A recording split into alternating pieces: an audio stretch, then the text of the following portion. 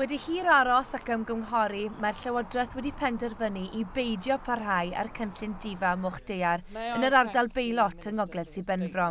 Ond yn hytrach ei brechu mewn cynllun 5 mlynedd yn dechrau o fewn y misoedd nesaf. Roedd yr holl rwystrau cyfreithiol i barhau ar cynllun difa yn ystyriaeth bwysig yn ôl y gweinidog. Those legal hurdles are still there.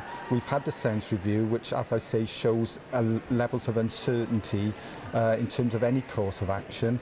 And of course, we have to balance against the expected benefit of a cull, the likely benefits from badger vaccination. So weighing all of that up, the legal considerations are very considerable, but as far as vaccination is concerned, we can get on and actually do it, and that's what we intend to do now over the next couple of months.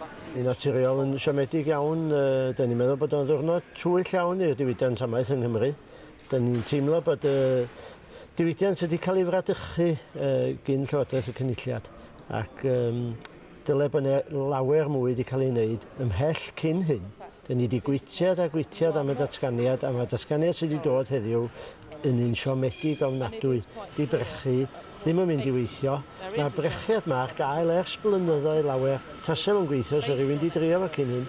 The Science Review states that there is resistance to the disease in badgers that have been vaccinated, as long, of course, as they were, if they were uninfected to begin with. So it does provide resistance to the disease in badgers, and the Science Review states that it would be logical to assume that over time would lead to a reduced incidence in cattle.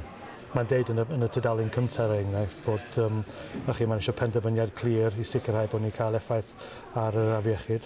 Mae'n deud bod difa Mwch Daear yn rhoi'r canlyniad yn ddyn hynny.